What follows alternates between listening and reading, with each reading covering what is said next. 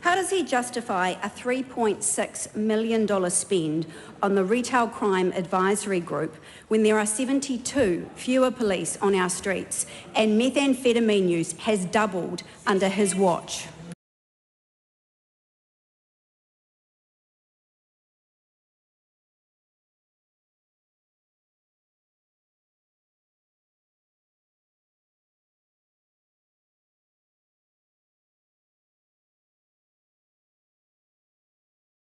The Honourable Ginny Andersen.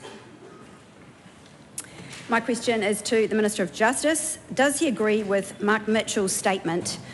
I think there's real risk of seeing a tragedy unfold with members of the public who have become exasperated. Every week I've got to try and talk to people that want to take vigilante-type action to protect themselves. That's the worst possible thing that could happen, and I'd encourage people definitely not to go down that road. If not, why not? Mr. Speaker. The Honourable Paul Goldsmith. Yes, and I agree that many New Zealanders have become exasperated at the high level of crime occurring in our communities. And that vigilante justice is not the solution, and that's why this government is focused on restoring law and order so people are confident that our justice system delivers real consequences for crime. What advice did police give the Minister of Police on the public safety risks of citizens' arrest powers? Point of order, the Honourable Nicola Willis. The Minister of Justice is not responsible for advice received by the Minister of Police. Speaking to the point of order, I assume. Yes. Mr. Speaker, this question was originally posed to the Minister of Police. The government decided to transfer it to the Minister of Justice. Speaker's rulings and McGee are quite clear that if the government decides to transfer a question to another minister, that minister should be in a position to answer the following supplementary questions. Well, not to argue or correct you, but the decision by the government has to be in favour of who can best answer the question that is placed as the primary question. I think the difficulty starts to arise where a question immediately reverts to a different minister with an expectation that the minister answering the question would have the same information. It's a messy process. There's nothing clearer. But I've sat in this House for a long time and seen this sort of thing occur before, and I think it is fair to say that the question that was asked would be information specific to the police minister, not necessarily related to the primary question. Speaking to that, sir. So 2 points there. The first one is that the primary question was asking the Minister of Police if he agreed with statements that he had made before becoming Minister of Police. The issues may well occur when they transfer a question to the Minister of Justice asking him to stand by a statement that someone else made. The second point is that if this Speaker's ruling and the expectation outlined in McGee is not, in your view, applicable here, can the Honourable Ginny Andersen have another opportunity to ask that supplementary without penalty in a way that the Minister of Justice may have a better chance of answering? Well, firstly, I'm not disputing anything that's written there, but clearly it's my job to interpret it. I think that would be a reasonable way to progress if the Honourable Ginny Andersen asked a question perhaps about awareness. What advice did police or the Ministry of Justice provide him on the safety risks associated with the new citizens' arrest power? There was a range of advice. The police, quite frankly, were not broadly in favour of the changes. They had concerns around potential impacts.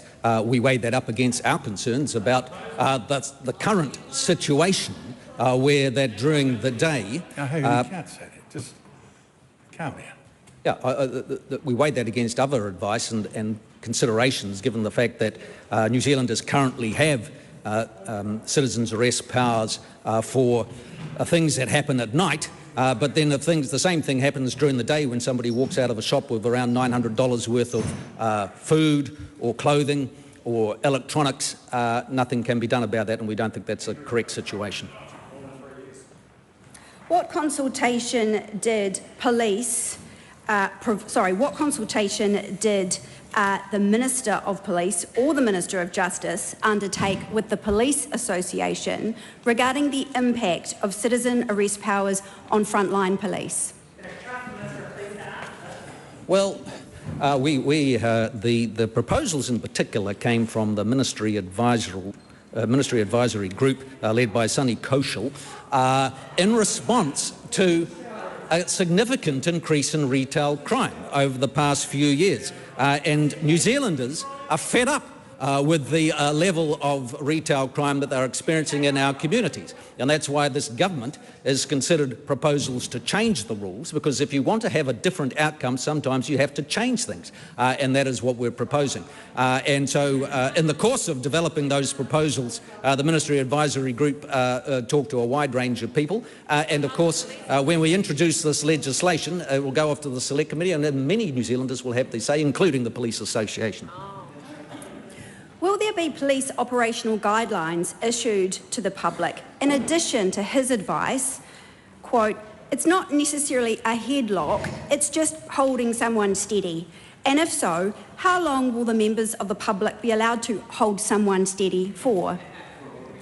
A point of order, the Honourable Chris Bishop. Mr Speaker, Minister Goldsmith is responsible for many things, but he is not responsible for police operational guidelines. Okay, have you got another sub?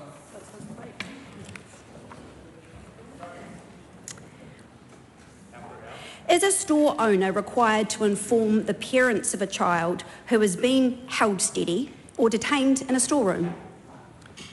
Well, the requirements, if a situation occurs when somebody is stealing from a business and reasonable force is being used to detain that person, what the proposal is that they would then need to contact the police and follow instructions from police. Then that is the situation. How does he justify a $3.6 million spend on the Retail Crime Advisory Group when there are 72 fewer police on our streets and methamphetamine use has doubled under his watch? Well, Mr. Speaker, I think people would recognise that retail crime costs our community billions of dollars, and all New Zealanders have to pay more for the things that they buy because some New Zealanders steal it and don't pay for it. And that is why we think a modest investment in a retail advisory group to come up with bold ideas. And the purpose behind the retail advisory group is to say that we have a Ministry of Justice and a whole justice sector that has continued in its ways for a number of time, and we're open to radical new ideas coming from elsewhere in order to come up with different solutions so that we can have better outcomes and for New Zealanders to keep safe in their communities. Will he take responsibility if someone in New Zealand loses their life because of his law change? What I can tell that member is that the only person that is responsible for losing a life in a situation like that would be the person that took the life, that swung the axe, that used the weapon to kill or hurt or maim somebody. And if that member doesn't understand that and wants to create excuses for that kind of activity, then I don't think they understand how law and order should work in this country. So we are very determined to ensure that New Zealanders are kept safe in their community, and that is